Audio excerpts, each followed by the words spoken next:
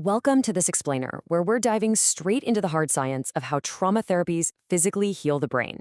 If you've ever felt completely stuck in a destructive cycle, or honestly just wondered how on earth people actually heal from profound psychological wounds, you are in exactly the right place. Today, we're exploring the neurobiology of healing. Let's start by validating a really painful reality. Why does leaving a toxic relationship feel so incredibly impossible?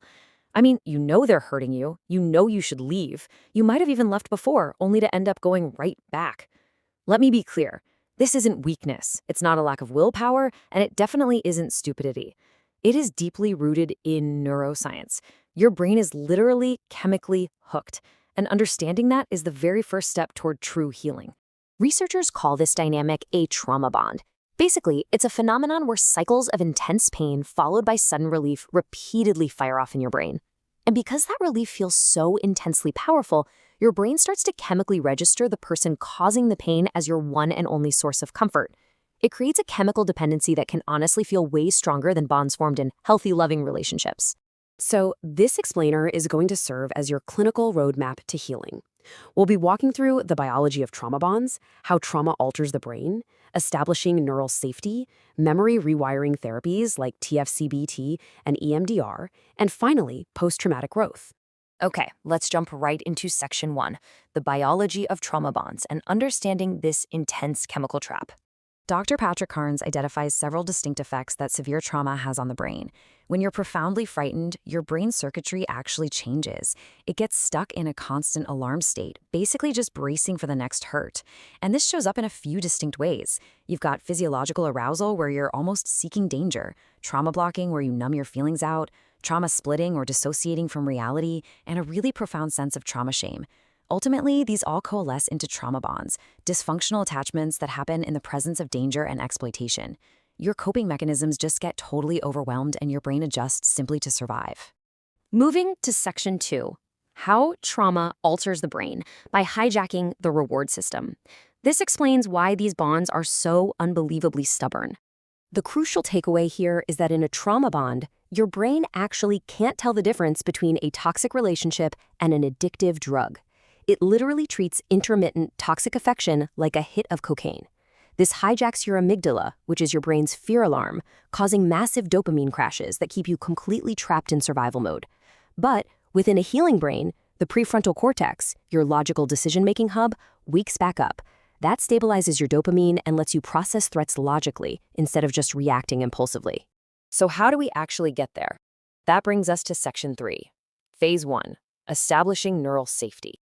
You see, Dr. Judith Herman's famous 3-stage model of trauma recovery starts with this 90-day detox protocol, because you absolutely cannot heal if your nervous system thinks it's still under attack.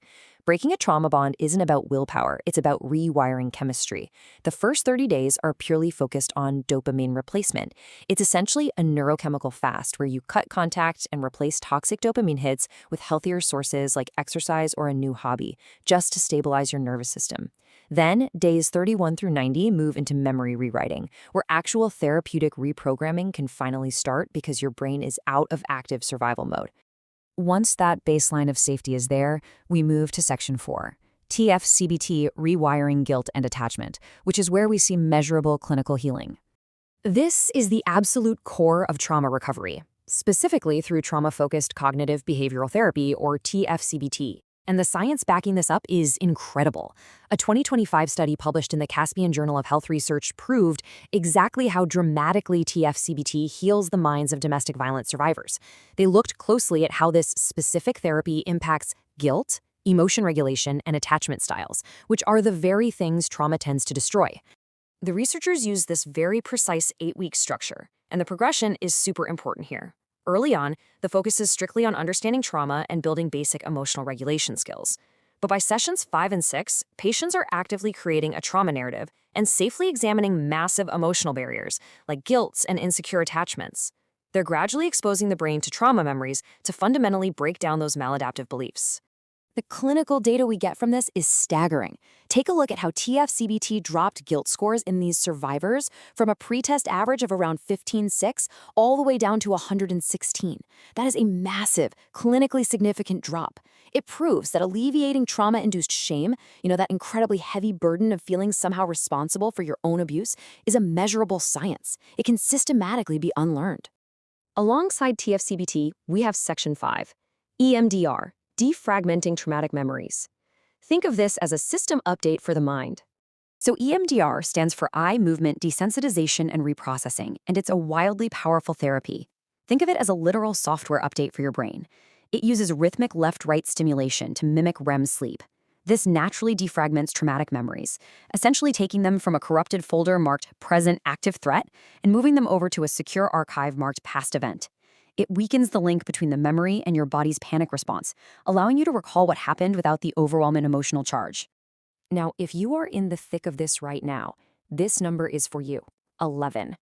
Research shows it takes about 11 weeks for the brain to break a trauma bond and rebuild its dopamine receptors. That is actually slightly longer than alcohol detox. But what it means is that your neurobiology simply needs time to reset. Every single week without contact is physically rebuilding those vital receptors, so hang in there. Let's move to our final section, Phase 3, Reconnection and Growth, and how we build a completely new neural blueprint. Because after completing these therapies, your brain doesn't just go back to neutral, it grows. That 2025 Caspian Journal study showed a measurable, significant shift in women before and after therapy. They actually moved from anxious and avoidant attachment styles, where you're terrified of abandonment or you push people away, to secure attachment styles, with beautifully regulated nervous systems and real self-compassion.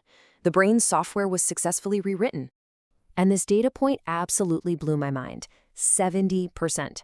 Setting just one single boundary every day for a month increases prefrontal cortex activity by 70% in MRI scans.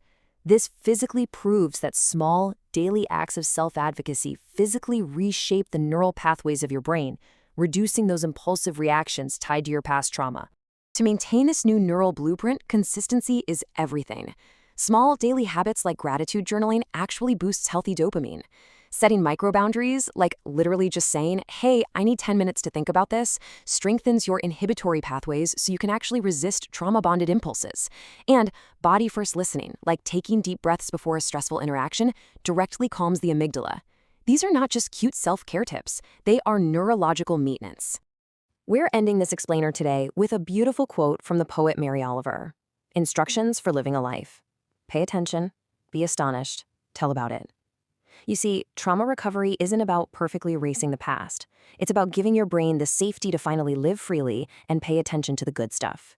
Your brain has an incredible, scientifically proven capacity to heal, to rewire, and to find peace.